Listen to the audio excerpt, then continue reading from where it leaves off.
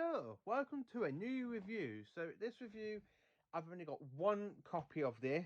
I haven't got anything else to do with this. But this is my review on Doctor Who Series 12. Now I've got the Blu-ray Steelbook, so I'm going to put this on pause and get straight into it. So, Series 12. Series 12 is a bit of an okay series. It's actually more enjoyable than Series 12. Series 13 looks like it's going to be really good as well. So I'm quite looking forward to Series 15. But Series 12, we have a lot of things happening. We have the return of Gallifrey. We have the return of Cybermen. We have the return of the Master. We have the return of the Juju. And of course, Captain Jack Harkness. And of course, the Daleks. Well, we get there a bit later on. So my kind of review on this series is a mainly okay one. So I'm going to talk about each episode and then tell you how I rank these episodes after, total, and what do I enjoy about them. So, Spyfall Parts 1 and 2 is okay. The return of the Master in that story. Now, I absolutely love it because you don't really think, like, the whole Special Agent O is like a whole human until he goes, you got me. Oh, come on, Doctor, catch up. I did tell you to look for the spy, or should I say spy master. I actually do love Sacha Dhawan's version of the Master. Now, I feel that Sacha Dhawan's version of the Master kind of takes place in between three incarnations of the Master. Basically, I feel like he's got the kind of sneakiness and the evil devil side that Roger Delgado has. The beard and the Master's laugh sorted out by Anthony Ainley, and the more of the darker personality of the Master that was formed in The Deadly Assassin by Peter Pratt. Now, I absolutely do love Sacha Dhawan's version of the Master. He's my fifth favourite Master. He has moved up a lot. Especially to make it into my top 5 Masters. He's in 5th place. I will do a video of me ranking the Masters as well. So, after that, we have Barton's. The TARDIS team's got to go undercover. The Doctor ends up back in the past. I love the whole where they're talking in the Paris in World War II, and you've got the kind of references between different versions of the Doctor and the Master that we have seen on screen, like little references between the Deadly Assassin, the Logopolis, and just some other major stuff. That's really enjoyable. So we have Orphan 55. Now this one is a bad story, but it's actually, I only watched this because I love the comedy In-Betweeners, and it has the person that plays Jay is in this episode, and it's actually quite a good role. I actually do love the actor that plays Jay in this story of Doctor Who. Nicola Tilsley, Nightmare of Terror, that's a fairly good one, set in 1903. You see a bit of the rivalry between Nick Tesla and Thomas Edison. You do see a lot of that, and that's really quite enjoyable as well. And you have this whole new alien scorpion spider creatures. Now, I was actually expecting the return of the Rachnos in the story, but it's not the Rachnos. It's something like the Rachnos, and that's what I just love about it. The one who plays like the creature actually plays the Sarah Jane in the Sarah Jane Adventure. She plays Rani Chandler. I can't say her last name. The one that plays Rani in the Sarah Jane Adventures is in this, and she's the actor. And in real life, she's actually, I think she's like in a relationship with Sacha Dhawan, who are in season 8 box set behind the sofa when they're talking about Doctor Who. Fugitive of the Juju. Now that one is one of my top 5 favourite stories of this season. The return of the Juju. We have the Roof Doctor, who's kind of a Doctor version before William Hartnell, kind of, really. So, very complex story. I will talk about it when we get to that point. And we also have the return of Captain Jack Harkness. Now, 3 returns: Time Lords, the Juju, and Captain Jack Harkness. What more do you need from a Thrills episode that's half a Thrills season? Fantastic. Praxidus. Praxidus. Bad story. Bad. Don't like the story at all. I normally skip it, to be honest. The only thing about this is there's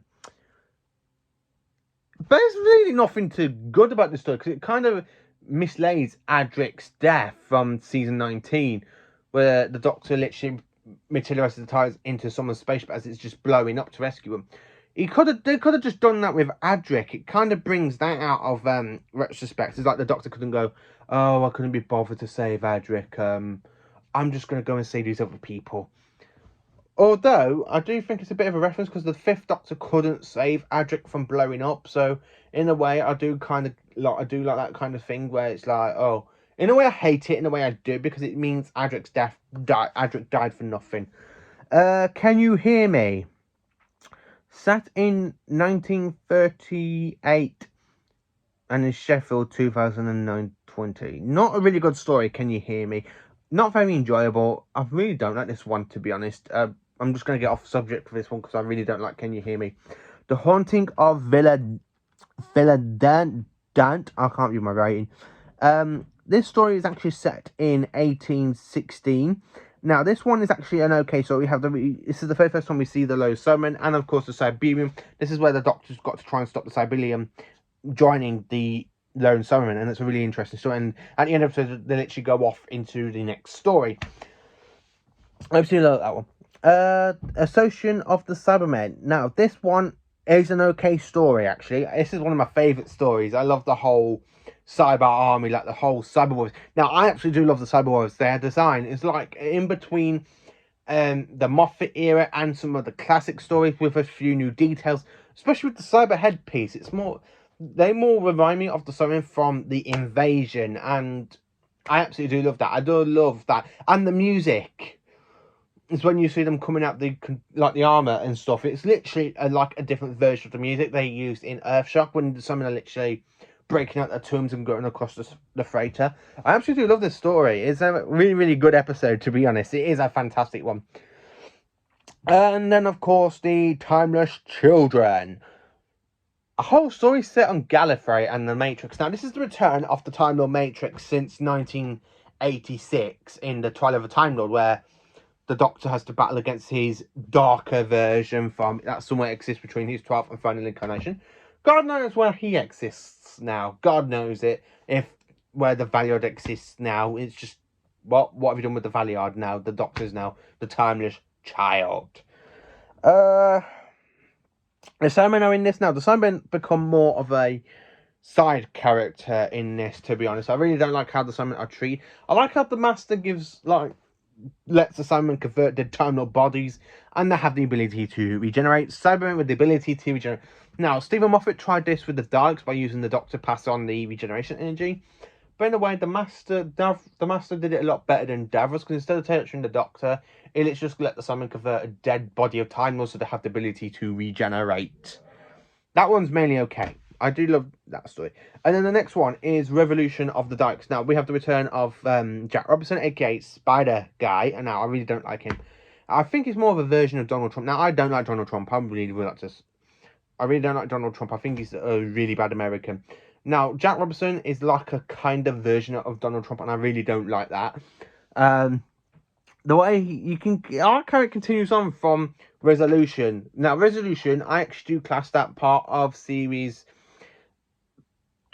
11, where for some reason it's on the DVD box set, but I actually class Revolution as part of series 11, where this one, Revolution of the Daleks, is actually part of series 12. Now, I absolutely love this. Now, of course, we have the return of Captain Jack Harkness fully in this episode, as we have a few scenes in features to do. I actually love how he's the one who breaks Doctor out of prison, take us to Earth, and then when they meet up with the TARDIS team, when she goes, what's happening on planet Earth? Dalek. What? Ooh. I just love that Jared Batman's face. I absolutely do love the reference to Gwen, aka from Torchwood, at the end of the episode where Jack says, oh, she beat up a Dalek with a boxing glove. I do like that. That is the kind of something I think Gwen would do. So yeah, that's it. So basically, ranking these episodes: Spyfall Parts 1 and 2, 10 out of 10. Orphan 55, 1 out of 10. Tesla's Night of Terror. This one's a 10 out of 10. I actually do love this one, even it's a good history one. Fugitive of the Jeju is a 10 out of 10. Praxidus, 0 out of 10. I don't like Praxidus. It's the worst one from the series. That and Orphan 55. They're the two worst ones. Can You Hear Me? Again, that one's down as a 0 out of 10.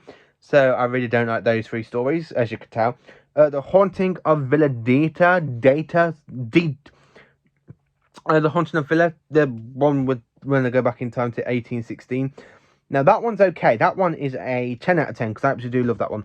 A Social Summon, 10 out of 10, and The Timeless Children. Now I don't really class The Timeless Children as a good story, but I have marked it down as a 7 out of 10 because I still pretty much enjoy it. And of course, Revolution of the Daleks, again, 10 out of 10, because I just love that one, especially when you have the return of the Bronze Daleks. Well, a different type of the Bronze Daleks, the SAS Daleks. So really quite enjoy that story.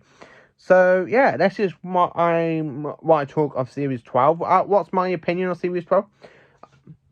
So my opinion of Series 12 is it's an okay series, 3 bad stories. The rest of the majority are okay and 10 out of 10. Graham and Ryan leave at the end of the Revolution of the Daleks. I can actually understand why they left because they had no plot really. They had a lot of character development through series 11 and 12. So I'm kind of glad that Yaz has basically stayed, so we can see Yaz get now the full character development that we really need for her. So I'm quite looking forward to seeing Yaz in Series 13. The Return of the Summon, the Dude, the Master, and Captain Jack, and the Bronze Daleks. Yeah, they're absolutely fantastic. They absolutely do love their return. So yeah, this is my review on Doctor Who Series 12. Let me know in the comments what you like about Series 12. Do you love it? Do you hate it? I'd actually really like to know, actually. So let me know in the comments what you think of Series 12. Thank you for watching this video, and I hope you all have a very good day.